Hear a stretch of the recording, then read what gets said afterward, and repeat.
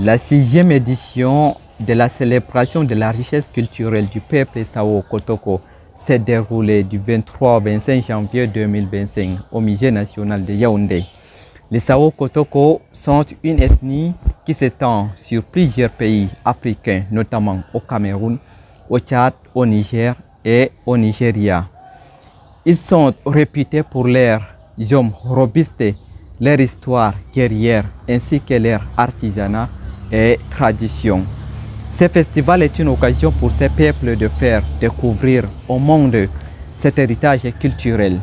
Dans ce cadre, nous avons l'honneur de recevoir Mademoiselle Falmata Kori Taimo, la première dauphine au festival Kotoko 2025.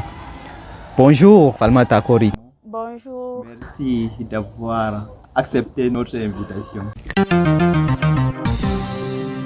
Alors, pouvez-vous nous raconter votre expérience au festival Kotoko où vous avez été sélectionnée en tant que première dauphine? Merci pour la question.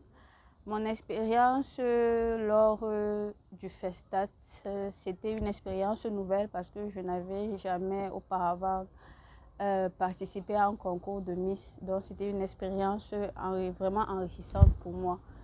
Côté social, que ce soit du côté social ou du côté professionnel. D'accord, merci. Comment vous êtes-vous senti pendant la compétition? Pendant la compétition, je me suis sentie intégrée dans ma culture. Je me suis sentie à l'aise parce que c'était un concours qui consistait aussi à montrer les valeurs culturelles, les traditions. Donc je me suis sentie à l'aise parce que c'est un environnement dans lequel je vis au quotidien. D'accord, merci. Qu'est-ce qui vous a alors motivé à participer au festival et quels étaient vos objectifs? Je n'avais pas d'objectif précis. Je voulais participer au concours de Miss Festat juste pour pouvoir promouvoir les cultures et la tradition. Parce que c'est le but du Festat, de promouvoir la culture et la tradition. Donc c'était mon but de pouvoir transmettre le message aux personnes qui étaient là concernant la promotion de la culture et de la tradition du peuple Sao Kotoko. D'accord, merci. Et quels étaient vos défis lors de votre participation et comment les avez-vous surmontés?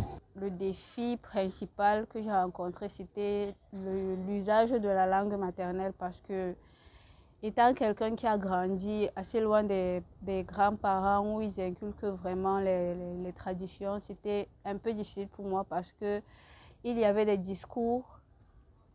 Le discours devait contenir un passage en langue maternelle et c'était la préparation de tout cela qui était un peu difficile pour moi.